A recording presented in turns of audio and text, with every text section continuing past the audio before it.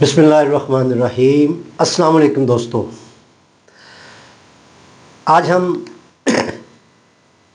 ایک عظیم شخصیت، ایک عظیم انسان جس نے پاکستان اور بر صغیر میں متحدہ ہندوستان کے مسلمانوں کو آزادی کی نعمت سے بہرور کیا اور اس جد و جہد میں اپنی صحت اور اپنی جان تک کی پرواہ نہیں کی۔ قائد اعظم محمد علی جناح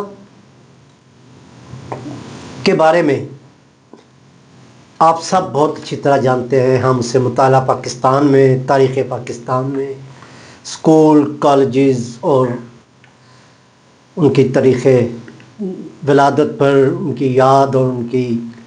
برسی پر بہت سارے خطابات ہم سنتے ہیں، اور نہ صرف یہ بلکہ ٹی وی پہ ان کے فرمودات، اخبارات میں، یہ سب چیزیں ہم، لیکن ایک خاص پہلو جس کے لیے میں سمجھتا ہوں کہ قائد اعظم محمد علی جناح کا اس قوم پر بہت احسان ہے، اور وہ واقعتاً یہ عمل ان کو عظیم انسان بناتا ہے۔ میں وہ جدوجہد کی بات نہیں کر رہا کہ جو کب سے وہ جب شروع ہوئی، 1906 میں مسلم لیگ بنی، پھر قائد اعظم بعد میں شامل ہوئے، مطلب یہ ساری چیزیں، اس چیز کو میں بالکل نہیں، میں سیدھا آپ کے پاس آ رہا ہوں 23 مارچ 1940 کو، جب قرارداد لاہور جو ہے وہ قائد اعظم اور دوسرے رفقا کی انتھک محنت سے قرارداد لاہور منظور ہوتی ہے، اور ایک برٹش گورنمنٹ کے لیے ایک سنجیدگی اس میں پیدا ہوتی ہے کہ ان کو اندازہ ہو جاتا ہے کہ ہمیں اب پاکستان کو اور ہندوستان کو الگ یا آزادی دیے بغیر اب چارہ نہیں ہے۔ قائد اعظم کہ جس بات کو میں وجہ یہ بنا رہا ہوں کہ ان کی عظمت کو یا ان کے احسان کو ہم نہیں اتار سکتے، وہ یہ ہے کہ 1930 کے بعد، تقریباً 1934-35 ان سالوں میں قائد اعظم کو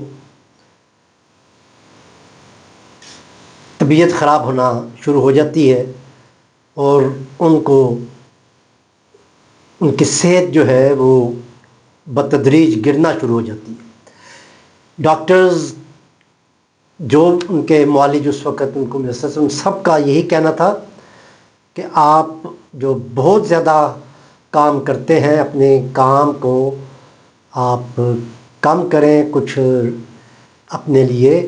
کچھ ٹائم نکالیں اور اپنے آپ کو ریسٹ دیا کریں۔ لیکن قائد اعظم کے ذہن میں جو ایک چیز سمائی ہوئی تھی